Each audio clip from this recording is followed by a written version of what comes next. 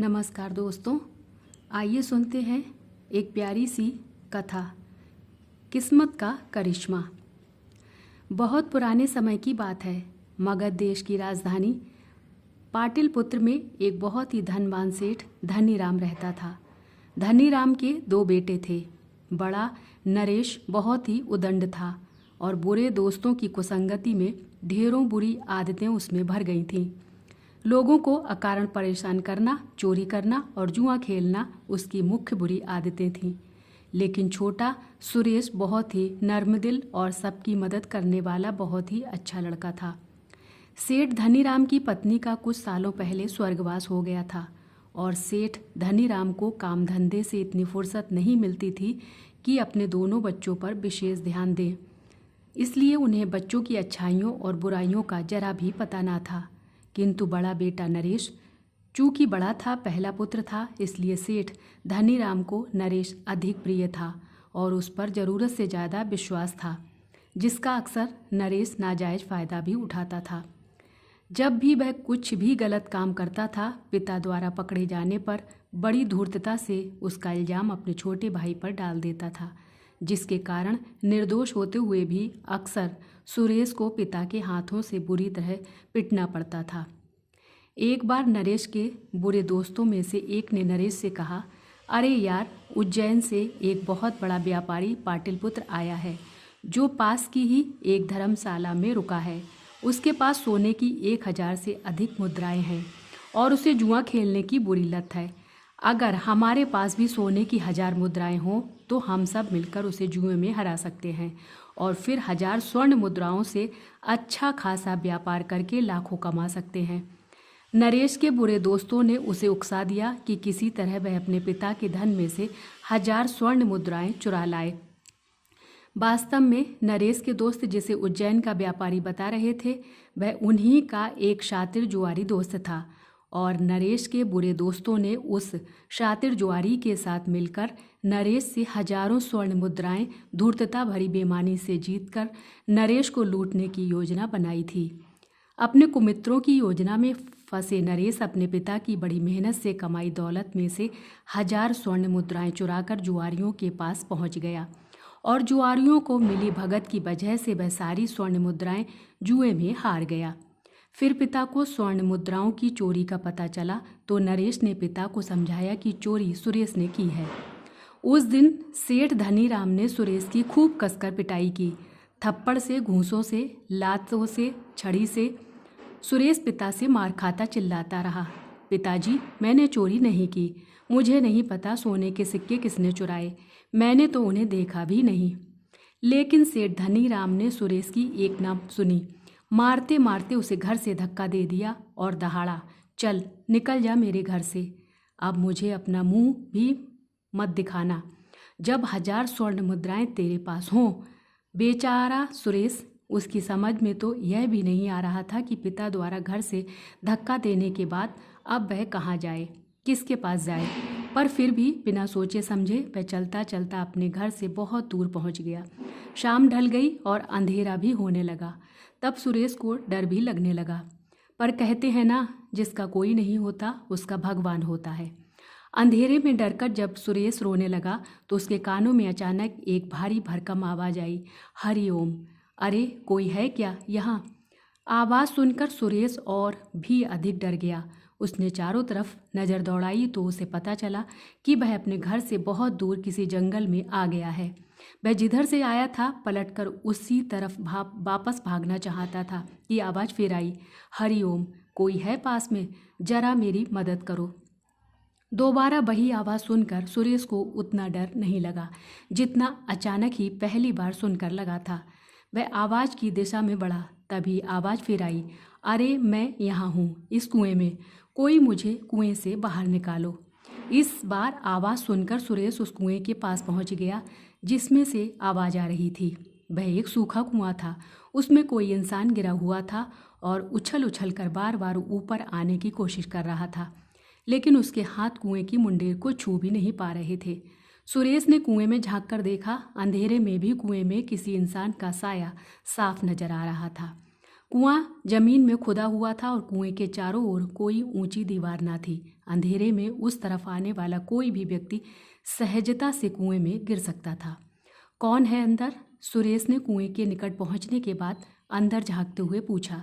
मैं हूं बेटा, अंदर से आवाज आई। पर तुम अंदर क्या कर रहे हो? सुरेश ने भोलेपन से पूछा। मैं अंदर गिर गया हूं बेटा, मुझे बाहर निकालो, आवाज फिर आई। लेकिन मैं तो एक छोटा हूँ, मैं आपको नहीं निकाल पाऊंगा, सुरेश बोला। ठीक है, तुम मेरी मदद तो कर सकते हो, कुएं के अंदर गिरे व्यक्ति ने पूछा। मदद? हाँ, मदद तो कर सकता हूँ, लेकिन मुझे नहीं समझ में आता मदद कैसे करूँ, सुरेश ने कहा। आसपास कोई मजबूत रस्सी मिल जाए या कोई मजबूत बेल दिखे तो उसका एक सिरा किसी मजबूत पेड़ के तने से बांध दूसरा सिरा इस कुएं में लटका दो। मैं कुएं के अंदर आने वाले सिरे को पकड़कर बाहर निकल आऊँगा, कुएं के अंदर गिरे व्यक्ति ने कहा। ठीक है, मैं रस्सी या बेल ढूंढता हूँ, सुरेश ने कहा और वह आसपास रस्सी या बेल ढूंढने लगा। लेकिन उसे रस्सी या कोई बेल वहाँ नहीं मिली तो कुएं के निकट जाकर चिल्लाया, यहाँ कहीं पर भी कोई बेल या रस्सी नहीं है। ओह! कुएं के अंदर से गहरी सांस लेने का स्वर उभरा। फिर आवाज आई, बेटा, यह एक सूखा कुआं है, ज़्यादा गहरा नहीं है। अगर तुम कुछ बड़े बड़े पत्थर लाकर सामने की तरफ गिरा दो तो उन पत्थरों को एक के ऊपर एक रख कर किसी तरह मुंडेर थामकर मैं कुएं से बाहर निकल आऊँगा। ठीक है, मैं पत्थर ढूंढता हूँ, सुरेश ने कहा और वह आसपास पत्थर ढूंढने लगा। ऊबड़ खाबड़ क्षेत्र था, जगह जगह बड़े छोटे बहुत से पत्थर थे। अतः सुरेश कुछ अच्छे समतल पत्थर ढूंढ ढूंढ कर लाने लगा और कुएं में जिधर मनुष्य खड़ा था उसके दूसरी ओर गिराने लगा। जब वह काफ़ी पत्थर गिरा चुका तो अचानक ही अंदर से आवाज़ आई, बस अब जरा रुको, मैं बाहर निकलने की कोशिश करता हूँ। सुरेश ने कुएं में पत्थर डालना बंद कर दिया। कुएं में गिरा व्यक्ति सुरेश द्वारा कुएं में गिराए गए पत्थरों को कुएं की दीवार के साथ एक के ऊपर एक जमाकर कुएं का तल ऊंचा करने लगा और थोड़ी देर बाद जब उसे लगा कि वह पत्थरों पर चढ़कर कुएं से बाहर निकलने में सफल हो सकता है तो वह पत्थरों पर चढ़कर कुएं के बाहर की जमीन पर हाथ जमाकर कुएं से बाहर निकल आया। कुएं से बाहर आते समय उसके साथ एक पोटली भी थी जिसे उसने कंधे से लटका रखा था। पोटली में उसे दक्षिणा में मिला बहुत सारा सामान था। आप इस कुएं में कूदे क्यों थे? उस व्यक्ति के बाहर आते ही सुरेश ने उस व्यक्ति से पूछा। मैं कूदा नहीं था बेटा, मुझे रतौंधी का रोग है, शाम होते ही मुझे ठीक से दिखना बंद हो जाता है। मैं इस जंगल पार के गांव में रहता हूँ। पाटिलपुत्र के एक यजमान के यहाँ सत्यनारायण की कथा का प्रवचन करने गया था। लौटते हुए दिखना कम हो जाने की वजह से इस सूखे कुएं में गिर गया। पर बेटा, तुम तो बहुत छोटे हो, तुम्हें तो इस समय अपने घर में होना चाहिए, तुम यहाँ क्या कर रहे हो? उस व्यक्ति ने, जो कि एक प्रकांड पंडित गंगाराम था, सुरेश से बोला। सुरेश को रोना आ गया। रोते रोते उसने बताया कि उसके पिता ने कैसे उसे मार मार कर घर से बाहर निकाल दिया है। सुरेश की सारी कहानी सुनकर वह पंडित गंगाराम गंभीर स्वर में बोला, क्या तुम मेरे साथ मेरे घर चलोगे? मुझे बहुत भूख लग रही है। जब से पिताजी ने मुझे घर से निकाला है मैंने कुछ नहीं खाया। क्या आप मुझे खाने को कुछ देंगे? सुरेश ने पूछा। अवश्य, पंडित गंगाराम ने कहा। तो फिर मैं जरूर चलूँगा, सुरेश ने कहा। तो चलो, यह जंगल ज़्यादा बड़ा और घना नहीं है, यहाँ खतरनाक जंगली जानवर भी नहीं है। तेज तेज कदमों से चलेंगे तो हम घंटे भर में पहुँच जाएंगे, पंडित गंगाराम ने कहा। जरा देर रुकिए, सुरेश बोला। इस कुएं में बाद में भी कोई गिर सकता है, इसलिए पहले मैं इसके चारों तरफ ढेर सारे पत्थरों से एक ऊंचा घेरा बना देता हूँ, जिससे कोई और सूखे कुएं में नहीं गिरेगा। यह तुमने बहुत अच्छी बात कही। चलो, हम दोनों मिलकर इस कुएं के चारों तरफ घेरा बनाते हैं, पंडित गंगाराम ने कहा। फिर सूखे कुएं के चारों ओर एक घेरा बनाने के बाद वे दोनों चल दिए। पंडित गंगाराम जब घर पहुंचा तो उसकी पत्नी बड़ी परेशान घर के बाहर टहल रही थी। पति के साथ एक लड़के को देखकर उसने पूछा, यह लड़का कौन है जी? इसे तुम अपना बेटा समझ लो। हमारे विवाह को 12 बरस हो गए, किंतु ईश्वर ने हमें एक भी संतान नहीं दी। लेकिन हमारा दुख देखकर ही समझ लो, प्रभु ने यह लड़का हमें संतान के रूप में दे दिया है, पंडित गंगाराम ने कहा। पंडित गंगाराम की पत्नी यशोदा तो यह सुनते ही निहाल हो गई। उसने सुरेश को कलेजे से लगा लिया और खूब प्यार किया। उसे अपने हाथों से भरपेट खाना खिलाया। सुरेश गंगाराम और यशोदा का बेटा बनकर उन्हीं के यहाँ रहने लगा। वह दोनों की उसी तरह सेवा करता जैसे कोई सगा बेटा अपने माँ बाप की करता है। गंगाराम न केवल एक बड़ा विद्वान पंडित था, बल्कि आसपास उसकी टक्कर का कोई वैद्य भी नहीं था। मुश्किल से मुश्किल बीमारियों का चुटकियों में इलाज कर देने की औषधियों का उसे ज्ञान था। सुरेश को वह रोज शिक्षित करने लगा और एक दिन जब उसे महसूस हुआ कि सुरेश अब किसी भी मामले में उससे कम नहीं रह गया है, तो उसने एक दिन सुरेश से कहा, बेटा अब तुम जवान हो गए हो, विवाह योग्य हो गए हो। मैं चाहता हूँ कि अपने योग्य कन्या का चुनाव तुम खुद करो। हमारे गांव में तुम्हारे योग्य कोई कन्या नहीं है, सबकी सब अशिक्षित और साधारण रंग रूप की हैं, जबकि तुम्हारे मस्तक और हाथ की रेखाएं बताती हैं तुम्हारा विवाह किसी बहुत ही सुंदर राजकुमारी से होगा। इसलिए मैं चाहता हूँ तुम यहाँ से पश्चिम की पहाड़ियों की दिशा में जाओ। उन पहाड़ियों में तुम्हें पीले रंग का गेंदे के फूल जैसा एक बहुत बड़ा फूल मिलेगा। वह फूल अपने पेड़ पर हर 12 साल बाद उगता है और एक पेड़ पर एक ही फूल उगता है। तुम पेड़ से वह फूल तोड़ लेना। वह बेहद करामाती फूल है। उसकी खुशबू सूंघाने से बड़ी बीमारी दूर हो जाती है। उस फूल को तुम संभाल कर रखना। वह फूल हमेशा गीले कपड़े में रखोगे तो वह कभी मुरझाएगा नहीं और बरसों बरस उस फूल से तुम बीमारियों का इलाज कर सकोगे। पर ध्यान रहे, पहाड़ियों पर चढ़ते उतरते वह फूल कहीं गिरा मत देना। 12 वर्ष पहले मैंने भी वह फूल हासिल किया था, किंतु कुछ देर के लिए मैंने वह फूल एक चट्टान पर रख दिया था। तभी बहुत तेज हवा का एक झोंका आया और वह फूल उड़ा ले गया। फिर वह फूल मुझे कभी नहीं मिला।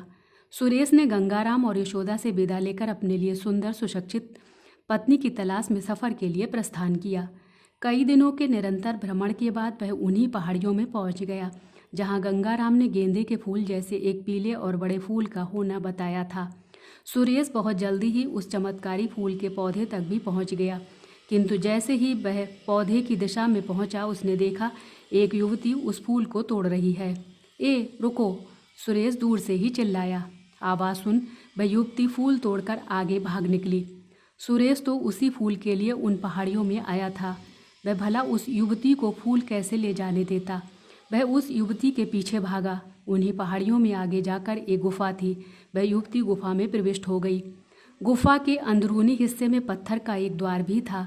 वह युवती द्वार बंद कर ही रही थी कि सुरेश निकट पहुंच गया और उसने द्वार को बंद होने से रोक दिया और चिल्लाया, वो फूल मुझे दे दो। मैं उस फूल के लिए ही बहुत लंबा सफ़र करके यहाँ तक आया हूँ। नहीं, वह युवती मुँह घुमा सुरेश की ओर देखते हुए बोली, इसी फूल के लिए मैं 10 साल से इस सुनसान क्षेत्र में रह रही हूँ। यह फूल मैं किसी को नहीं दे सकती। उस युवती का स्वर चांदी की घंटियों जैसा सुरीला था। वह बेपनाह खूबसूरत थी। जैसे ही उसने सुरेश की ओर देखा, सुरेश ने भी उसे देखा और देखता ही रह गया। वह परियों सी सुंदर, गोरी चिट्टी तथा आकर्षक थी। उस पर से नजरें हटाना सुरेश के लिए असंभव हो उठा। वह गुफा के द्वार को धक्का दे गुफा में दाखिल हो गया और एकटक उस युवती को देखते हुए बोला, तुम 10 साल से इस फूल के खिलने की प्रतीक्षा क्यों कर रही थी और 10 सालों से इसी गुफा में क्यों रह रही हो? गुफा में मैं अकेली नहीं हूँ, मेरे पिता भी हैं जो बरसों से पक्षाघात के शिकार हैं। इस फूल की सुगंध से उनके शरीर के शिथिल पड़ गए अंग फिर से सक्रिय हो सकते हैं और वह ठीक हो सकते हैं। यदि तुम्हें यह फूल चाहिए तो मैं तुम्हें दे सकती हूँ, किंतु अपने पिता को स्वस्थ करने के बाद। युवती ने कहा, मैं तुम्हारे पिता से मिलना चाहता हूँ। सुरेश ने कहा तो वह युवती उसे गुफा में काफ़ी अंदर तक ले गई। एक स्थान पर पहुंचकर सुरेश ने देखा पत्थर की एक चारपाई पर एक वृद्ध व्यक्ति निढाल पड़ा है। वहां गुफा की दीवारों में बने 2 आलों में बहुत तेज प्रकाश उत्सर्जित करने वाले चमकदार हीरे रखे थे, जिनसे सारी गुफा में रोशनी फैली हुई थी। उस युवती ने अपने पिता को सुरेश के बारे में बताया कि यह युवक मुझसे चमत्कारी फूल मांग रहा है। तुम इस फूल का क्या करोगे बेटे? उस वृद्ध ने सुरेश से पूछा। मैं इससे दीन दुखियों का मुफ्त में इलाज करूंगा, जिससे वे स्वस्थ और सानंद जीवन व्यतीत कर सकें। सुरेश ने जवाब दिया, तब तो तुम ही इस फूल को वास्तविक अधिकारी हो। यह मेरी बेटी 8 साल की थी जब मैं इस गुफा में आया। तभी मेरे आधे शरीर को लकवा मार गया और तब से मैं और मेरी बेटी इस फूल को खिलने की प्रतीक्षा कर रहे थे। तुम लोगों को स्वस्थ करने के लिए यह फूल चाहते हो तो सबसे पहले तुम्हें मुझे ही स्वस्थ करना चाहिए। उस वृद्ध ने कहा, हाँ, मैं पहले ऐसा ही करूँगा, फिर यह फूल आपसे प्राप्त करूँगा। लेकिन पहले मैं यह जानना चाहता हूँ कि आप लोग कौन हैं और इस निर्जन स्थान में क्यों रह रहे हैं। उस वृद्ध ने सुरेश की सभी बातों का उत्तर देते हुए उसे बताया, बेटे, मेरा नाम विजय सिंह है। यह मेरी बेटी रूपमती है। कभी मैं विजयगढ़ नाम के राज्य का राजा हुआ करता था। एक रात मेरे महामंत्री मक्कड़ सिंह ने मेरे साथ विश्वासघात कर सेनापति और सैनिकों को धन दौलत का लालच देकर मेरे राज्य पर कब्जा कर लिया। वह तो मुझे और मेरी बेटी को मार ही डालता, लेकिन मेरे कुछ भरोसे के सेवकों ने मेरी मदद की, जिससे मैं विजयगढ़ से भाग यहाँ इन पहाड़ियों में आकर अपनी बेटी के साथ इस गुफा में रहने लगा। मैंने सारे वेद शास्त्र पढ़े हैं और हर तरह के अस्त्र शस्त्र का संचालन जानता हूँ, और पक्षाघात का शिकार होने के बावजूद मैंने अपनी पुत्री को हर तरह से योग्य बनाया है, जिससे एक दिन हम विजयगढ़ का राज्य वापस प्राप्त कर सकें। लेकिन यह कार्य सिर्फ हम दोनों नहीं कर सकते। इसके लिए हमें एक युवा और योग्य नौजवान की ज़रूरत थी, जो मेरी बेटी से विवाह कर उसका ध्यान रख सके, क्योंकि मैं काफ़ी वृद्ध हो चुका हूँ और शरीर से भी निर्बल हो चुका हूँ। मुझे लगता है भगवान ने तुम्हें मेरी पुत्री के लिए ही हमारे निकट भेजा है। क्या तुम इससे विवाह करोगे और हमें हमारा राज्य वापस दिलवाने में हमारी सहायता करोगे? मैं कुछ ही महीनों में तुम्हें हर प्रकार के अस्त्र शस्त्र का संचालन करने में निपुण बना दूंगा। सुरेश ने राजा विजय सिंह का प्रस्ताव स्वीकार कर लिया और रूपमती से विवाह कर उन्हीं के साथ उसी गुफा में रहने लगा। अगले 6 महीनों में चमत्कारी फूल की मदद से राजा विजय सिंह का पक्षाघात बिल्कुल ठीक हो गया। उसका शरीर भी पहले से अधिक ताकतवर हो गया और उन 6 महीनों में सुरेश हर तरह के अस्त्र शस्त्र संचालन में निपुण हो गया। फिर एक दिन रूपमती ने सुरेश से कहा, अब हमें विजयगढ़ चलना चाहिए। मैं अपने पिता का खोया हुआ राज्य फिर से हासिल करना चाहती हूँ और आपको विजयगढ़ के राजा के रूप में देखना चाहती हूँ। सुरेश राजा विजय सिंह और राजकुमारी रूपमती के साथ उन पहाड़ियों से विजयगढ़ के लिए प्रस्थान किया। विजयगढ़ पहुंचकर राजा विजय सिंह अपने पुराने और बहुत विश्वसनीय साथी भानु प्रताप के यहाँ पहुँचे। भानु प्रताप राजा विजय सिंह को अचानक सामने पाकर अत्यंत प्रसन्न हुआ और उसने उन्हें समाचार दिया कि तत्कालीन राजा मक्कड़ सिंह को कोढ़ की बीमारी हो गई है और उसके शरीर में जगह जगह से मवाद बह रहा है। मक्कड़ सिंह ने मुनादी करवा रखी है, जो उसे ठीक करेगा उसे वह मुँह मांगा इनाम देगा। मक्कड़ सिंह की अपनी कोई संतान नहीं है और उसकी पत्नी भी मर चुकी है। राज्य में राजा के अकर्मण्य होने के कारण बड़ी अव्यवस्था फैली हुई है। चोर डाकुओं ने सारे राज्य में उत्पात मचा रखा है। यदि कोई योग्य व्यक्ति राज्य का शासन संभालने के लिए आगे नहीं आता तो भविष्य में बहुत खून खराबा होने से कोई नहीं रोक सकता। राजा विजय सिंह ने अनुमति लेकर सुरेश मक्कड़ सिंह से मिलने गया और उससे कहा, महाराज, मैं एक वैद्य हूँ और आपको पूरी तरह स्वस्थ कर सकता हूँ। आपने घोषणा की है कि जो आपको स्वस्थ करेगा उसे आप मुँह मांगा इनाम देंगे। क्या यह सच है? हाँ, यह सच है, मक्कड़ सिंह ने कहा। तो ठीक है, आपको स्वस्थ करने के बदले मुझे आपका राज्य चाहिए। आप अपने सभी मंत्रियों और दरबारियों को बुलाकर अपना राज्य मुझे सौंप दें और आश्वासन दें कि स्वस्थ होते ही आप संन्यास ग्रहण कर लेंगे और विजयगढ़ छोड़कर दूर कहीं चले जाएंगे। सुरेश की शर्त सुनकर मक्कड़ सिंह को क्रोध आ गया और वह कुछ कहने ही वाला था कि सुरेश फिर से कह उठा, वैसे मैं चाहूँ तो अभी इसी समय तुम्हें मारकर विजयगढ़ का राजा बन सकता हूँ। विजयगढ़ के पुराने महाराज विजय सिंह भी मेरे साथ हैं। वह मेरे ससुर हैं, उनकी पुत्री मेरी पत्नी है। लेकिन मैं यह राज्य बिना एक भी खून की बूंद बहाए प्राप्त करना चाहता हूँ और तुम्हें तुम्हारे पापों का प्रायश्चित करने का अवसर भी देना चाहता हूँ। अब यह तुम सोच लो कि तुम स्वस्थ होकर जीवित रहना चाहते हो या अभी इसी समय मरना चाहते हो। मक्कड़ सिंह डर गया और उसने सुरेश की सारी बातें मानकर सभी मंत्रियों और दरबारियों को बुलाकर सुरेश को विजयगढ़ का राजा घोषित कर दिया। सुरेश ने भी चमत्कारी फूल के चमत्कार से मक्कड़ सिंह का कोढ़ ठीक कर दिया। स्वस्थ होने के बाद मक्कड़ सिंह विजयगढ़ छोड़कर हमेशा हमेशा के लिए बहुत दूर चला गया। विजयगढ़ का राजा बनने के बाद एक दिन सुरेश ने अपने धर्मपिता गंगाराम और माता यशोदा को भी अपने राज्य में बुला लिया। पंडित गंगाराम और यशोदा सुरेश को राजा के रूप में देखकर अत्यंत प्रसन्न हुए और बोले, बेटा सुरेश, तुम्हारे प्रबल भाग्य की रेखाएं पढ़कर मैं जान गया था कि एक न एक दिन तुम कहीं के राजा अवश्य बनोगे। पर अब मैं चाहता हूँ कि तुम अपने असली पिता सेठ धनीराम को भी अपने पास बुला लो। वह काफ़ी वृद्ध हो गए होंगे। तुम्हारे पास रहकर उनका बुढ़ापा आराम से कट जाएगा। हरगिज नहीं, सुरेश कुछ क्रुद्ध होते हुए बोला। उन्होंने मुझ पर 1000 स्वर्ण मुद्राओं की चोरी का इल्जाम लगाकर पीट कर घर से निकाल दिया था। उसमें उनकी कोई गलती नहीं थी। सुरेश, तुम्हारे भाग्य में यही लिखा था और जरा सोचो, अगर उन्होंने तुम्हें घर से नहीं निकाला होता, क्या आज तुम विजयगढ़ के राजा होते? भगवान जो करता है अच्छे के लिए ही करता है। सुरेश, अपने पिता का एहसान मानो कि उन्होंने तुम्हें घर से निकाला। बात सुरेश की समझ में आ गई। सुरेश अपने कुछ विश्वस्त साथियों के साथ घोड़े पर सवार होकर पाटलिपुत्र पहुंचा, किंतु अपने घर के सामने पहुंचकर वह स्तब्ध रह गया। वह घर बिल्कुल खंडहर नजर आ रहा था और उसकी दशा बता रही थी कि कभी वह बुरी तरह जल गया होगा। उसने एक पड़ोसी से पूछा, इस घर में रहने वाले लोग कहाँ हैं? सेठ धनीराम के बारे में पूछ रहे हो? पड़ोसी ने पूछा। हाँ, कई बरस पहले उनके बेटे नरेश ने उन्हें मार पीट कर घर से निकाल दिया था, लेकिन अगले ही दिन भयंकर मूसलाधार बारिश हुई और इस पूरे घर पर बिजली गिर पड़ी और सारे घर में आग लग गई। नरेश उसी आग में जलकर मर गया। और सेठ धनीराम का क्या हुआ? सुरेश ने पूछा। वह पास के मंदिर के बाहर बैठे भीख मांगते हैं, पड़ोसी ने बताया। जब सुरेश पड़ोसी के बताए मंदिर तक पहुंचा तो यह देखकर उसके दिल को धक्का सा लगा कि उनका शरीर लकड़ी की घुन लगी खपच्ची जैसा जर्जर हो चुका था। उनके सारे शरीर पर मक्खी और मच्छर भिनभिना रहे थे और फटे चीथड़े वस्त्रों में उनकी दशा बता रही थी कि वे बरसों से नहाए भी नहीं होंगे। पिताजी, मैं हूँ सुरेश। आपने कहा था ना, आप मुझे अपना मुंह तभी दिखाना जब 1000 स्वर्ण मुद्राएं तेरे पास हों, तो आज मैं 1000 स्वर्ण मुद्राएं लेकर आया हूँ। सुरेश ने अपने पिता को झकझोरते हुए कहा। धनीराम ने आंखें खोलकर सुरेश को देखा और बोला, तू आ गया? अच्छा किया, मगर मुझे मालूम है मैंने तुझ पर गलत आरोप लगाकर पीटा था। चोरी नरेश ने की थी। अब मैं आपको अपने साथ ले जाऊंगा पिताजी, और हम सब सुख से रहेंगे। सुरेश बोला और वह झुककर अपने पिता को गोद में उठाने लगा। मुझे उठाकर अपने हाथ गंदे मत कर बेटा, वैसे भी मैं जा रहा हूँ, बस तुझे देखने की चाह में एक सांस अटकी हुई थी। कहते कहते धनीराम ने बेटे की बाहों में दम तोड़ दिया।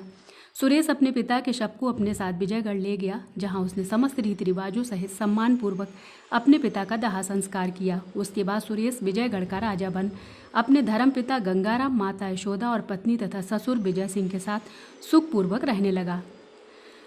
याद रहे, बुरे काम का सदैव बुरा नतीजा होता है और अच्छे इंसानों की भगवान भी हमेशा मदद करते हैं।